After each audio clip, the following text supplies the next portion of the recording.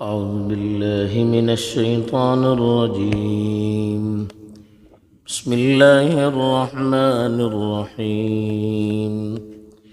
ويسألونك عن المحيض قل هو أذى فاعتزلوا النساء في المحيض ولا تقربوهن حتى يطهرن فإذا تطهرن فأتوهن من حيث أمركم الله إن الله يحب التوابين ويحب المتطهرين.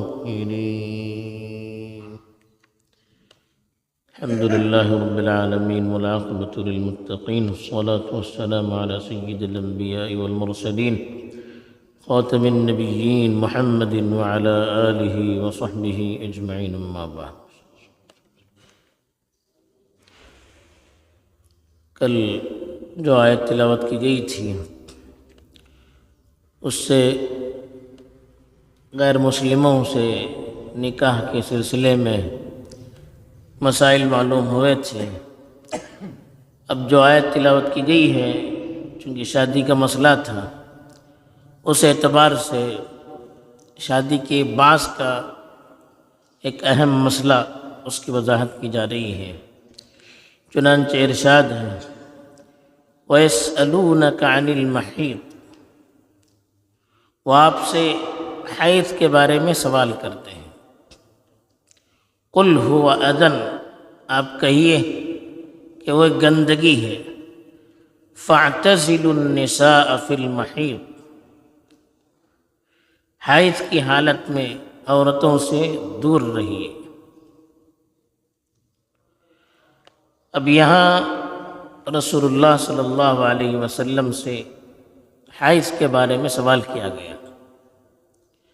حیض جس کو ماہواری بھی کہتے ہیں،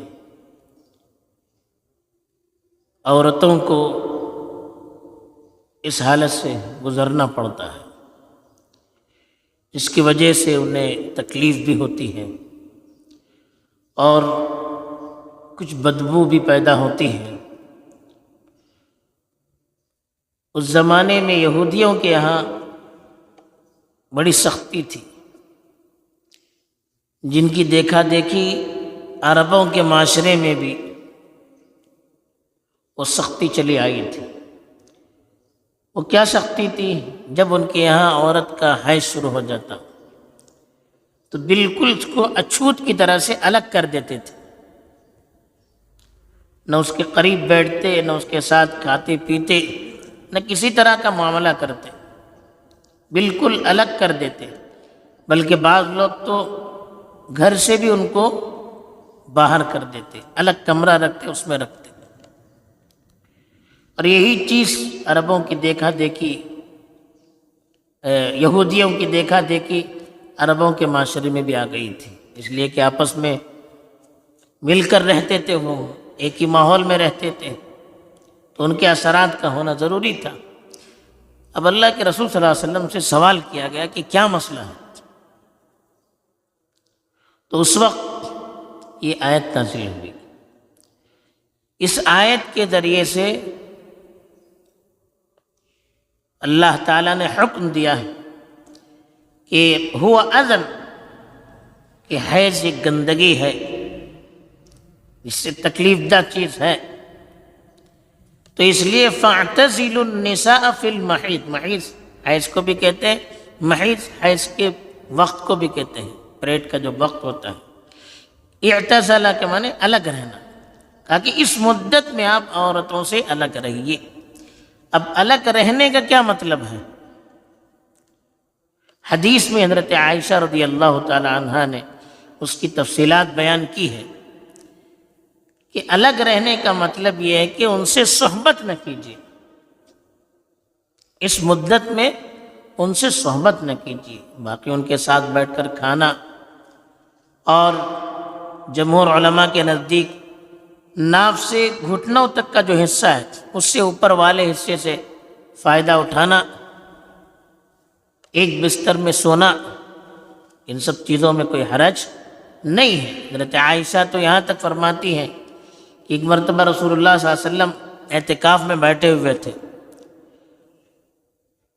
تو دروازے سے سر اندر کیا اور مجھ سے کہا کہ سر میں تیل لگا کر ذرا مالش کرو۔ میں نے کہا میں حیض سے ہوں۔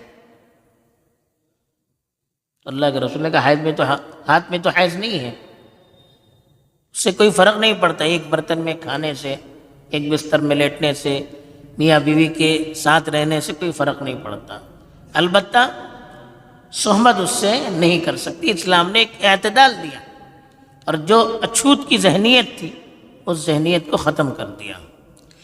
البتہ عورتوں کو کچھ پابندیاں ہوتی ہیں، حیض کی حالت میں وہ نماز نہیں پڑھ سکتی، اور حیض کی حالت میں جو نماز چھوٹتی ہے اس کی قضا بھی نہیں ہے۔ روزے اس حالت میں رکھ نہیں سکتی، لیکن ان روزوں کی قضا رمضان کے بعد کی جاتی ہے۔ ایسے ہی حیض کی حالت میں وہ طواف نہیں کر سکتی، قرآن مجید کو چھو نہیں سکتی، قرآن مجید کی تلاوت نہیں کر سکتی۔ تو اس طرح کی کچھ پابندیاں حیض کی حالت میں عورت پر لگائی گئی ہیں۔ تو اس لیے کہا کہ وَلَا فَاعْتَزِلُوا النِّسَاءَ فِي الْمَحِيضِ، حیض کی مدت میں آپ عورتوں سے الگ رہیے، یعنی ان سے صحبت نہ کیجیے۔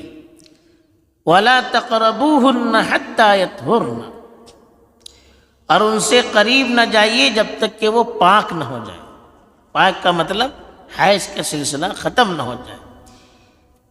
فَإِذَا تَطَهَّرْنَ، پھر وہ جب وہ غسل کریں، فَأْتُوهُنَّ مِنْ حَيْثُ أَمَرَكُمُ اللَّهُ، جس طرح سے اللہ نے حکم دیا ہے اس اعتبار سے آپ ان سے قریب ہو جائیے۔ یہ جمہور علماء کے یہاں مسلک یہ ہے کہ عورت پاک ہو جاتی ہے تو پاک ہونے کے بعد اگر صحبت کرنا ہے تو غسل کرنا عورت کے لیے ضروری ہے۔ عورت کے غسل کرنے کے بعد مرد ان سے صحبت کر سکتا ہے، ورنہ نہیں کر سکتا ہے۔ جمہور علماء کے نزدیک یہی مسلک ہے۔ تو پہلے جو کہا یطہرن کا مطلب حیض ختم ہو جائے، پاک ہو جائے، اور تطہرن کا مطلب وہ پاکی حاصل کرے، یعنی غسل کرے۔ تو فَأْتُوهُنَّ مِنْ حَيْثُ أَمَرَكُمُ اللَّهُ، جیسے اللہ نے حکم دیا ہے اس طرح سے ان سے قریب ہو جائے، یعنی پاکی کی حالت میں قریب ہو جائے، اور اگلی شرمگاہ میں صحبت کریں، پچھلی شرمگاہ میں صحبت نہ کریں۔ ان اللہ یحب التوابین، اللہ تعالیٰ توبہ کرنے والوں کو پسند کرتے ہیں۔ یعنی اگر کچھ غلطی ہو گئی، حیض کے احکام کی پابندی میں کچھ اونچ نیچ ہو گئی، تو اللہ سے توبہ کرنا ہے۔ وَيُحِبُّ الْمُتَطَهِّرِينَ، اور پاکی حاصل کرنے والے کو اللہ پسند کرتے ہیں۔ پاکی بھی دو طرح کی ہوتی ہے، ایک اندرونی پاکی، یعنی دل کو کفر اور شرک اور گندے خیالات سے پاک کرنا، اور دوسری چیز ظاہری اعتبار سے آدمی کو اپنے آپ کو نجاست سے دور رکھنا، گندگیوں سے پاک اور صاف رکھنا۔ تو صفائی اسلام میں پسندیدہ عمل ہے، شطر الایمان کا، ایمان کا بڑا حصہ قرار دیا، اس کو اہم حصہ قرار دیا۔